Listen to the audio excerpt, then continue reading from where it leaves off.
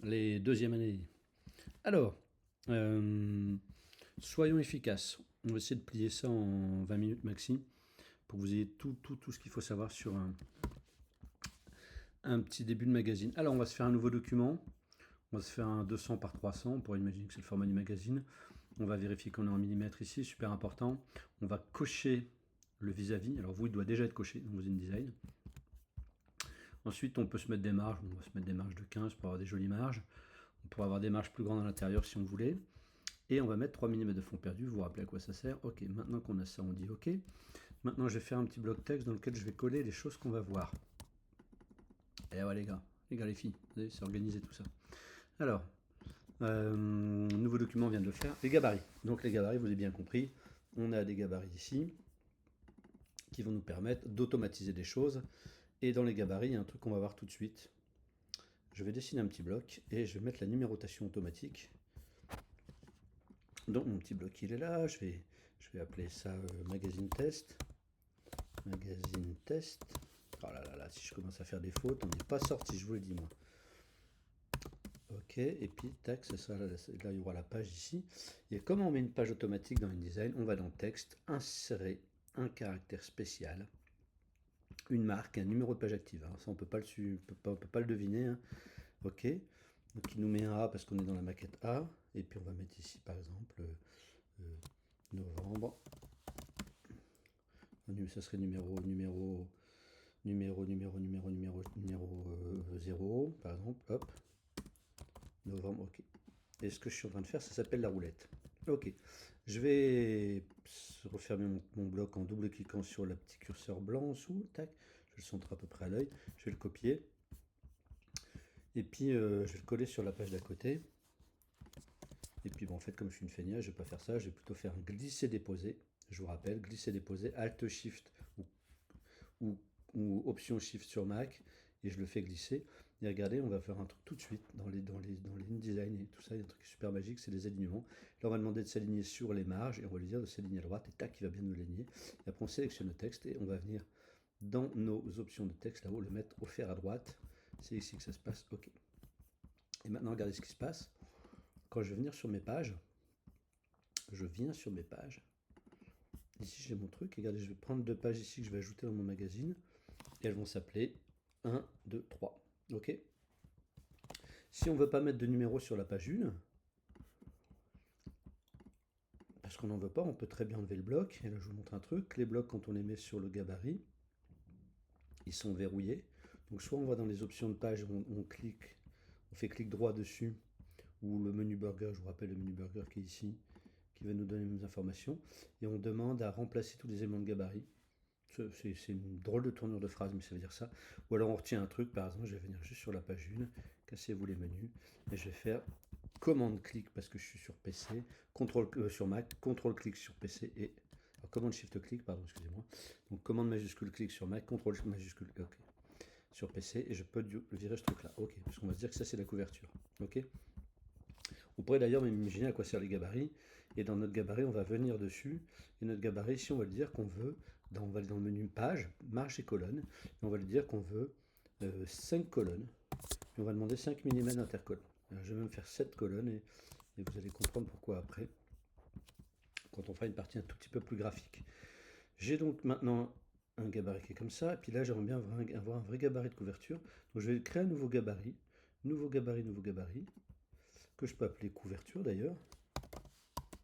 Couverture. Et lui, il aura pas ça. Je peux même le passer devant. Je peux le remonter. Regardez, hop, là-haut, je viens de le remonter ici. Là. Je viens de sélectionner le truc et je le pose. Et du coup, je peux prendre une page B. Regardez, je peux venir la poser dessus. Et elle va devenir une page B. Vous avez vu? Si j'annule, je prends dessus. Ok. Parlons 2 secondes des pages. Si j'amène des pages ici, ça vient se mettre derrière. Ok. Pour le magazine, on va rester comme ça. On ne va pas se préoccuper d'un truc qui s'appelle autoriser l'organisation des pages du document, qui nous permettrait de mettre plein de pages à côté, comme si on voulait faire une brochure en accordéon, vous savez, avec 5-6 pages côte à côte. Là, nous, du vis-à-vis, nous va très bien. Ok. Donc on a un gabarit. On va s'amuser tout de suite à faire un truc. Pour bien comprendre les gabarits, je vais dupliquer ce gabarit-là, parce que je suis une feignasse, je peux en faire un nouveau. Je vais donc dupliquer. Dupliquer, il va donc s'appeler C, par exemple. Et puis dans le gabarit C, je vais lui dire que je veux autre chose. Je veux pas, je veux des marges, voilà, je veux peut-être que comment dire, que 5 colonnes. Vous vous direz pourquoi il nous embête avec toujours des nombres impairs, vous comprendrez plus tard. Ok, comme ça on a deux types de gabarits différents. Et alors les gabarits, à quoi ça sert dans un magazine? On va se faire un truc. Je vais venir en haut, je vais copier ça. Regardez, je suis là, je vais le mettre là-haut. Et puis on va mettre la rubrique. Par exemple, ça serait sport. Je dis n'importe quoi. Ou économie. Allez, économie. Je vais y arriver. Économie. Je copie ça. Tac. Je de l'autre côté. Je le colle dedans. Je fais commande Shift R ou CTRL Shift R. C'est-à-dire le truc qui est ici, là-haut. Tac, à droite. Ok. J'ai créé cette chose-là. Comme je suis toujours un gros feignant, je vais copier ces deux blocs. Je vais les prendre. Je vais venir les coller dans le gabarit A. Et je vais les coller sur place. Et oui, coller, coller, coller, édition, coller, coller, coller sur place, vous voyez. Donc ça veut dire qu'il les remet exactement. Quand on fait un copier-coller normal sur n'importe quel logiciel, il centre au milieu de l'écran. Puis là, on va appeler ça, je sais pas quoi, culture, allez, hop. En gros, voilà, vous savez à quoi ça sert les gabarits. Ça sert à avoir plusieurs rubriques différentes dans notre magazine. Et quand on voudra appeler, faire des pages culture, on ira chercher le gabarit culture, voilà. Ok. Donc imaginez, je peux mettre des pages C ici. Vous voyez, j'ai du A, j'ai du B, j'ai du C. Puis si on se dit, bah tiens, tout d'un coup, j'aimerais bien avoir une C à la place de la A ici, je viens la poser dessus et ça va la transformer. Vous allez voir que sur cette double page, on n'aura pas la même grille. Ok? C'est bien pour vous montrer qu'il prend ces choses-là. Ok, on a fait nos histoires de grilles, de gabarits, de pages. Le foliotage, c'est le numéro de page automatique, on l'a fait. Et ce qu'on a mis en bas, là, ici, en édition, ça s'appelle, dans un magazine, ça s'appelle la roulette, quand on a les informations qui concernent le magazine en cours. Et puis là, on va se dire qu'on aurait pu avoir des marges un petit peu plus grandes en haut, parce que ça va peut-être, quand on va voir un texte ici, ça va peut-être être un peu serré, là on parle de graphisme. Et bah du coup, on va peut-être reprendre tous nos gabarits, si je les retrouve, ils sont cachés où? Ils sont cachés juste là, tac tac tac. Je vais sélectionner tous mes gabarits, les trois en même temps. Vous avez vu, j'ai pris les trois là-bas avec majuscule. Et je vais retourner en marge et colonne. Et on va lui demander des colonnes différentes. Donc du coup, on va désactiver la chaîne. Et en tête, on va demander 20. 20, c'est peut-être bien. Puis peut-être 20 en bas aussi. On va faire un truc un peu comme ça. Vous allez voir que tout à coup, on a beaucoup plus d'espace. Ça nous permet d'avoir une mise en page qui va être plus sympa, qui va plus respirer. Voilà, voilà, voilà. Ça, c'est cette partie-là. Ensuite, la gestion des blocs. Ok, peut-être que est-ce que je fais ça en plusieurs petits tutos? Non, on va continuer. Gestion des blocs, maintenant. Bah, les blocs de texte, on les dessine avec l'outil texte. Et c'est pour ça qu'on a fait des colonnes. C'est pour ça qu'on a fait une grille de mise en page. On va faire des rassemblements de colonnes. Alors je vais intégrer un truc qui n'est pas intéressant. Je le fais vite fait, c'est le texte de substitution. Ok. Vous allez mettre du vrai texte, bien sûr.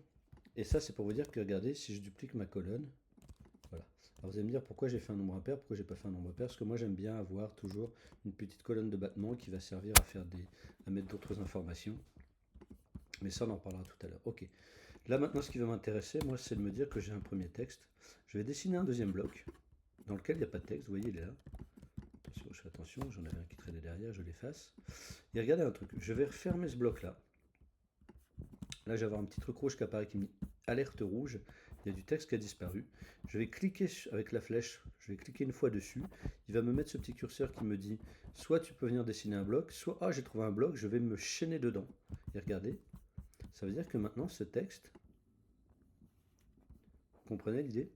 Ça veut dire qu'on ne va pas faire des copier-coller sauvages et qu'un texte va pouvoir continuer d'une colonne à l'autre, ok, et d'un bloc à l'autre et d'une page à l'autre. On va imaginer ici qu'on aura le texte ici, qui va continuer, puis je vais copier-coller comme un cochonou, tac tac tac, je vais coller plein de fois, puis on va imaginer qu'on pourrait faire ça, puis redessiner notre colonne ici, ok, puis reprendre encore ici, redessiner notre colonne ici, tac tac tac, ça continue, et puis je peux aller sur la page d'après. Alors vous allez me dire, ah oui, mais attention, c'est plus le même gabarit, et vous avez raison de me le dire, tac tac tac, mais là c'est juste pour l'exercice, ok, et ben on va se dire dans ce cas-là, si on veut faire ça, ok, on va plutôt utiliser cette grille qui est plus intéressante, qui est la C. Donc je vais prendre mon gabarit C, puis je vais venir le poser sur le A ici. Hop, hop, hop. Ça, on est sur du gabarit C partout. Ça veut dire que maintenant, bah oui, vous doutez bien, mes colonnes ne sont plus les bonnes sur cette page-ci. Ok, donc je vais bien me remettre. Et l'idée, quand on fait un gabarit, quand on met du colonnage, bah on s'en sert. On ne se pose pas à côté. Je dis ça parce que j'ai vu tellement d'étudiants qui mettaient les trucs à côté. En fait, c'est voilà. on se pose bien dessus. Vous allez me dire à quoi sert cette colonne qu'on laisse en rab. Ça va nous permettre de mettre une petite légende, de faire un petit jeu graphique, mais on va faire un tuto. Là, je fais un tuto technique et on fera un tuto un peu graphique après. Ok, donc ça c'est pour nos histoires de blocs. Ok, on a bien compris que ça peut aller de page en page. Je sais pas combien de kilomètres de texte j'ai collé moi. Ok. Petite information. Je vais passer du texte en couleur. Je vais passer le texte qui est dans celui-ci en couleur. Vous allez comprendre pourquoi. C'est juste pour vous montrer un truc. Je vais mettre en vert. Et regardez, si j'efface ce bloc, le texte continue derrière. C'est-à-dire que le chaînage, ça ne s'interrompt pas. Si je veux tout d'un coup me dire, ah, j'aimerais bien avoir un bloc en plus, je peux très bien revenir recliquer sur mon petit triangle ici. Tac, cliquer. Il va me redire dessine un bloc. Je vais faire un bébé bloc. Et lui, le bébé bloc, il va bien me dire, mais moi je continue dans le bloc qui est derrière. Il reprend le chaînage. Voilà, ok. Donc ça, le chaînage, c'est assez tranquille. C'est assez magique en tout cas. Ok. J'avais marqué aussi bloc séparé. Quand vous allez bosser, ne faites jamais tout le chaînage. Le chaînage, c'est qu'un seul, c'est que le texte qu'on appelle la body. C'est que le texte courant qu'on va chaîner. Le reste, on va tout le temps mettre ça dans des blocs séparés. Notre titre ici, il viendra dans un bloc séparé. Si on a ensuite un chapeau, alors je vais prendre un bout de texte au pif. Ok, je le colle ici. Si on a un chapeau en bold, par exemple, hop, hop, je fais ça n'importe comment. Lui, il va être chaîné avec personne. Vraiment, c'est vraiment que le truc. Si on a des petits blocs d'informations, imaginez tout d'un coup, j'ai justement ici une petite légende ici qui se balade. Ok, bah les chaîner avec personne non plus, elle, parce que c'est un petit bout de texte, une petite information. Okay. Très bien, ça c'est pour nos histoires de trucs. Revenons-en à nos gestions de blocs. La gestion des couleurs. Vous allez vous créer des couleurs. Il ne faut pas y aller à la pipette. On peut y aller à la pipette, mais imaginons si on avait amené une photo. Ou si on avait une couleur, tac tac, je glisse une image à la con dedans juste pour avoir une couleur. Si on se dit tiens, ce bleu là m'intéresse, si je prends la pipette et que je tape le bleu, je vais aller dans mon couleur ici qui nous permettrait de nous amuser avec les couleurs. Mais surtout, je vais aller dans mon nuancier. Et là, j'insiste sur un truc, vous devez créer vos couleurs. Et elle est là, regardez, quand je la crée, elle vient là. Et je vais la descendre dans mon nuancier. Ok. Là, elle est RVB. Bon, on va peut-être pas se prendre la tête, je sais pas ce que va vous dire l'autre prof par rapport à RVB. Le CMYN, pour l'instant, c'est un truc qui sera imprimé en digital. Le RVB, ça sera traduit au moment quand on fait le RVB, vous savez, c'est pour l'écran, le CMYN, c'est pour le print. Quand on fait le PDF pour l'imprimeur, InDesign, il va transformer tout ce qui est RVB, il va le passer en magenta, jaune et noir, en CMYN. Ok. Ok. Les couleurs, ça veut dire quoi maintenant? Ça veut dire qu'une couleur, si je décide de l'utiliser, c'est super facile. Si je veux l'utiliser dans des blocs, c'est super facile. Et puis si tout d'un coup je me dis ouais mais j'aime plus cette couleur, regardez, je sélectionne rien du tout. Et même si c'est sur 22 pages différentes, ok, je sélectionne rien du tout, je rentre dans ma couleur et je lui dis tiens, ben, on va en profiter, on va la passer en CMJN, comme ça on va frimer un peu. Et on va se dire ouais, j'aimerais bien un bleu qui soit un petit peu plus costaud, puis un petit peu plus comme ça. Hop, et regardez, bim, ça se change partout. Oh, c'est la magie ça, c'est la magie. Ok, revenons dans un nos moutons. Les imports et les gestions d'images.